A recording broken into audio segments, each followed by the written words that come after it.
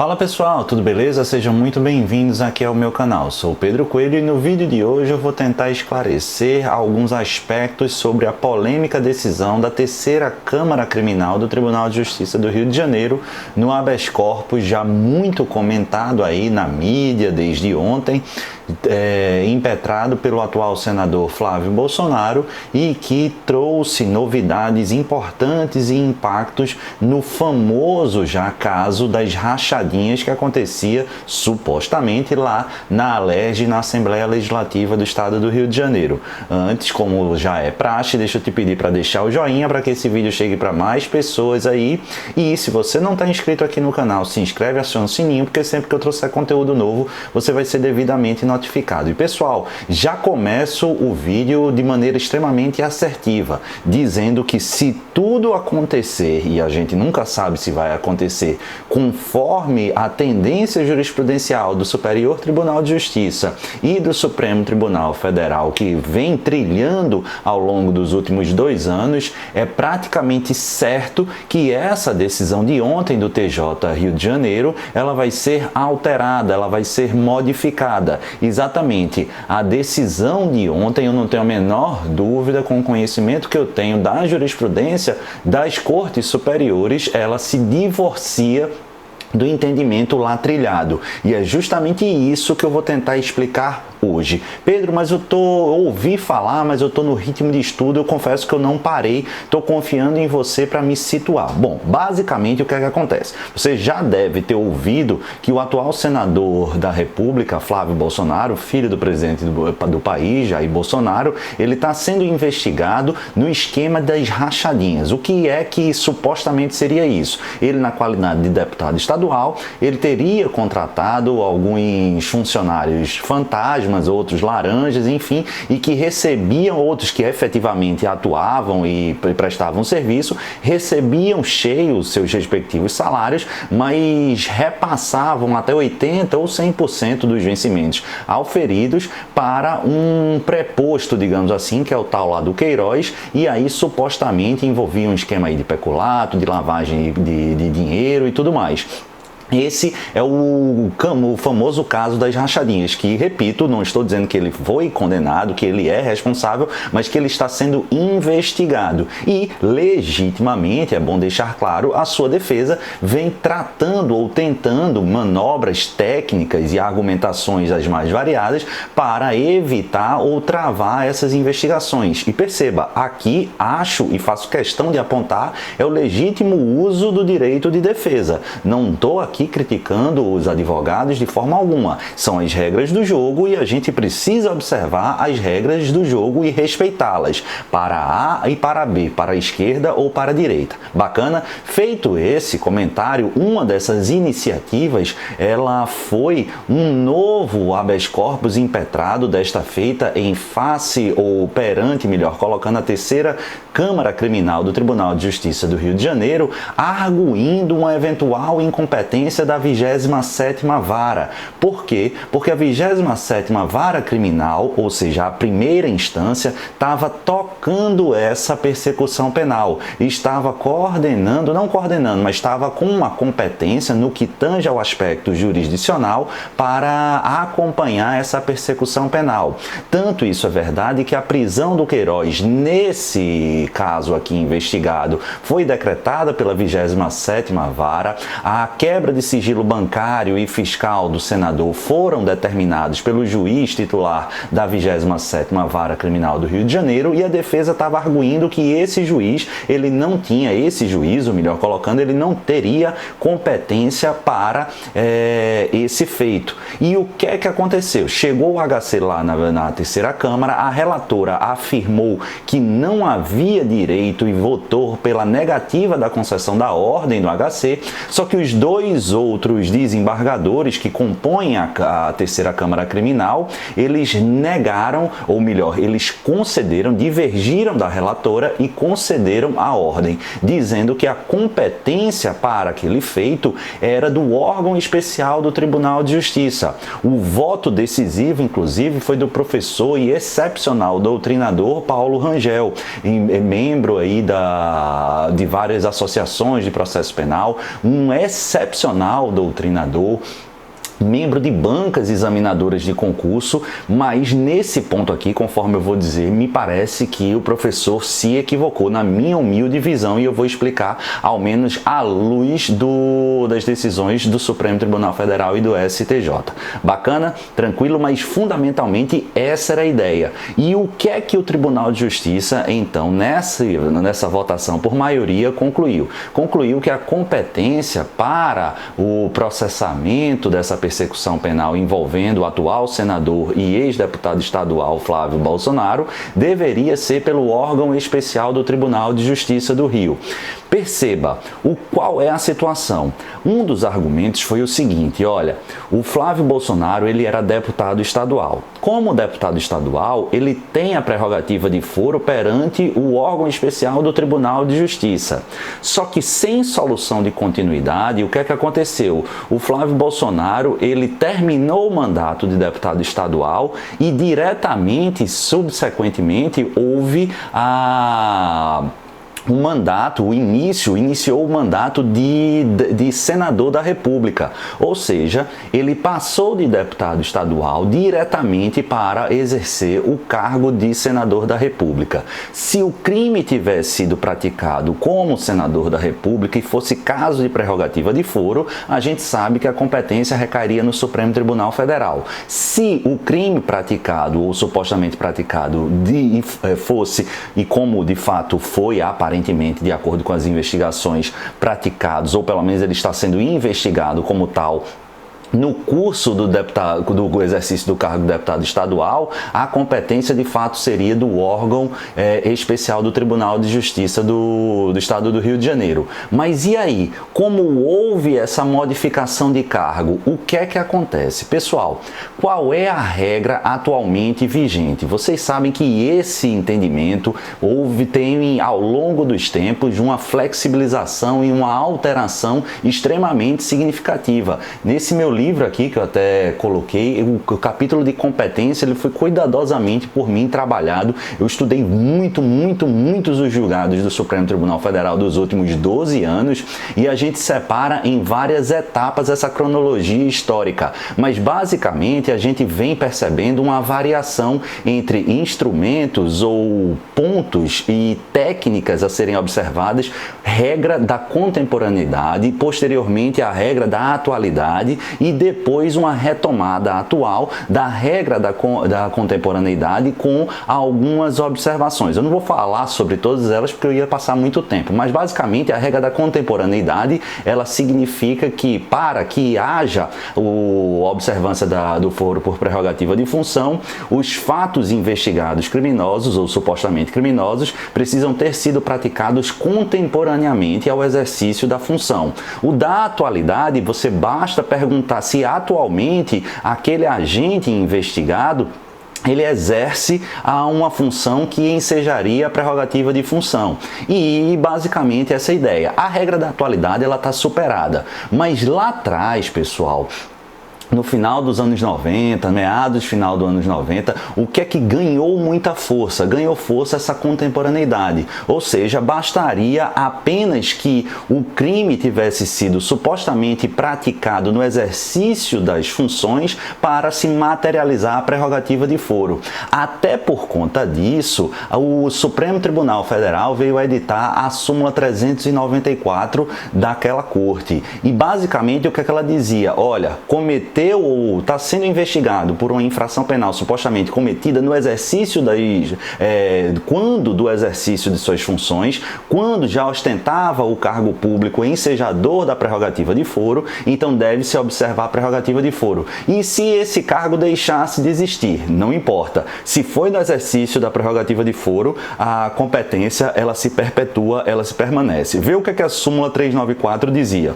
Cometido o crime durante o exercício funcional, prevalece a competência competência especial por prerrogativa de função, ainda que o inquérito ou a ação penal seja iniciado após a cessação daquele exercício. Ou seja, temos aqui a perfeita regra da contemporaneidade. Só que essa súmula 394 do STF, pessoal, ela foi revogada e subsequentemente a gente teve a regra da atualidade, que não mais existe. Na questão de ordem da ação penal 937 de relatoria do ministro Barroso, a gente teve um resgate parcial da regra da contemporaneidade. Pedro, então se revigorou aquela súmula 394? Não. Por quê? Porque passou-se ou voltou-se a considerar que a prerrogativa de foro, para que ela seja materializada, ela seja evidenciada, é imprescindível que a infração penal investigada tenha sido supostamente praticada no exercício das funções, ou seja, durante o exercício daquelas funções. Mas isso por si só não basta. Além dessa questão do crime praticado no exercício das funções, ela precisa estar relacionada a esse exercício de suas funções. Então vamos imaginar que eu seja deputado federal e pratica um desvio, ou supostamente pratica um desvio de verba nesse cargo. Perceba, aqui o crime foi praticado durante o exercício das funções, sim. Ele tem a ver, ele tem relação com as funções por mim desempenhadas, sim. Então vai ser caso de prerrogativa de foro. Mas vamos imaginar que eu, de novo, na qualidade de deputado estadual ou deputado federal, eu venha, por exemplo, a agredir o meu filho, agredir a minha mãe, agredir a minha esposa. Nesse caso, pessoal, isso não tem nada a ver com o cargo por mim desempenhado. Não tem relação alguma com a função por mim desempenhada. Razão pela qual, apesar da contemporaneidade com o exercício das funções, não há de se observar a prerrogativa de foro. E basicamente, por que eu estou falando isso? Porque aí, com essas informações que eu te trouxe, e ainda tem na questão de ordem 937 lá do Supremo Tribunal Federal, um marco, tá, pessoal? Se você deixa de exercer aquele cargo, você perde a prerrogativa de foro, que não acontecia na vigência da súmula 394, com algumas pequenas exceções. Se você deixar após a conclusão da instrução penal, aí, claro, vai haver a perpetuação desse foro. Mas, como regra, se antes da instrução processual penal você deixa de exercer o cargo por livre vontade ou por imposição mandamental de uma ordem judicial ou decisão de seus pares, indubitavelmente aquele cargo ou aquela prerrogativa de foro, ela deixa de existir. Então você hoje pode estar lá com o feito tramitando no Supremo Tribunal Federal e passa lá a tramitar ou ser encaminhado para a primeira instância. Compreendido isso, vamos voltar lá para a situação do atual senador Flávio Bolsonaro. O que é que acontecia? Aconteceu que ele estava como deputado estadual. Ele deixou de ser deputado estadual e passou a ser senador da República. Perceba, o suposto esquema das rachadinhas, ele foi praticado quando ele era deputado estadual. Se a gente aplicar a regra literal estabelecida na questão de ordem da ação penal 937, atualmente vigente no Supremo Tribunal Federal, a gente precisa fazer duas perguntinhas. Olha, foi, na verdade, três perguntinhas. Foi no curso de um mandato parlamentar que enseja a prerrogativa de foro? Foi a prerrogativa de foro no Tribunal de Justiça do Estado do Rio de Janeiro, no órgão especial, certo? Tinha a ver, tinha relação com as funções exercidas? Sim. Então, aparentemente, a gente tem que, originariamente, a competência deveria ser, se a investigação se instaurasse quando da vigência do mandato, lá no órgão especial do Tribunal de Justiça. Só que as investigações, elas se deram após o fim, ou seja, após o término do exercício do mandato parlamentar estadual. Ou seja, quando não mais havia justamente aqui essa regra da questão de ordem 937. Então, se eu olhasse só isso, ele deixasse de ser deputado estadual e virasse uma pessoa, entre aspas, comum, sem mandato parlamentar, indubitavelmente a investigação, a persecução recairia na competência da vara comum e, no caso específico, da 27ª Vara Criminal. Só que lembra, ele foi eleito diretamente senador, legitimamente, democraticamente. E aí, a tese da defesa era o seguinte, olha, Não faz sentido alguém ter um mandato parlamentar, a competência, a prerrogativa de foro aqui no Tribunal de Justiça, ele subiu de nível, entre aspas, ele virou senador da República sem solução de continuidade e aí ele vai para a vara comum, mas e aí? Tem que continuar aqui na vara ou no órgão especial. A competência é do órgão especial. Só que ao fazer isso, a gente está resgatando a súmula 394 do Supremo Tribunal Federal. E aí, esse entendimento é correto? Pessoal, essa decisão da questão de ordem 937, ela é extremamente complicada e o Supremo vacilou muito ao não modular os efeitos, na minha humilde visão. E falo isso com muita tranquilidade porque eu critico prerrogativa de foro não é de hoje não, é desde o meu período de faculdade, quando eu pesquisava e tudo mais. Mas enfim, basicamente o que é que eu quero dizer, goste-se ou não, pela literalidade da decisão na questão de ordem na ação penal 937, não há margem de sustentação para essa conclusão do Supremo Tribunal Federal. Na verdade, do Supremo Tribunal Federal não, do Tribunal de Justiça do Estado do Rio de Janeiro. Na verdade, quando a gente olha a história recente da jurisprudência dos tribunais superiores após a decisão da questão de ordem 937, lá no Supremo Tribunal Federal, a gente percebe que tudo indica pelo reconhecimento do equívoco dessa decisão da Terceira Câmara Criminal do Tribunal de Justiça do Rio de Janeiro. Por quê? Porque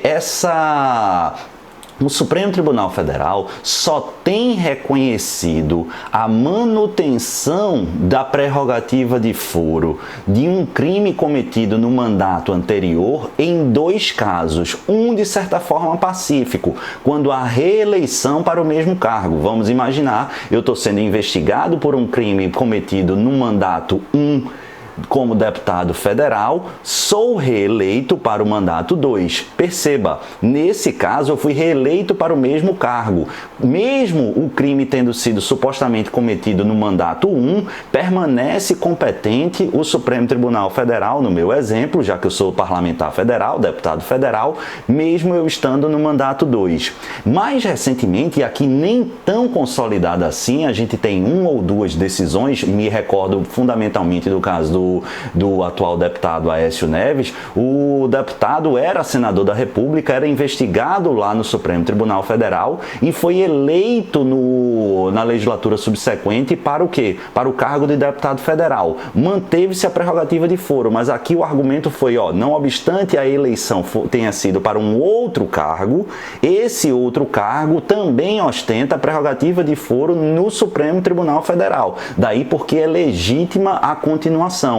Mas aqui é diferente, aqui nem é para o mesmo cargo e tampouco a competência, a prerrogativa de foro constitucional é a mesma. Perceba, eu tenho aqui primeiro um cargo de deputado estadual, competência lá no Tribunal de Justiça, e depois um cargo de Senado da República. Então, no Supremo Tribunal Federal, nada indica que essa decisão do TJ Rio de Janeiro terá ressonância. Alguns julgados, aliás, eu até separei aqui, não fala justamente da mesma coisa, mas é o agravo regimental no inquérito 4204, o Supremo diz clara e taxativamente que fim do mandato estadual é de rigor a remessa dos autos para a primeira instância, e no caso justamente um precedente envolvendo um deputado estadual. Agora presta atenção, por quê? Porque tem um caso extremamente parecido da Corte Especial e que eu não estou vendo ninguém comentando até agora. Espero que a partir de agora o pessoal comece a comentar,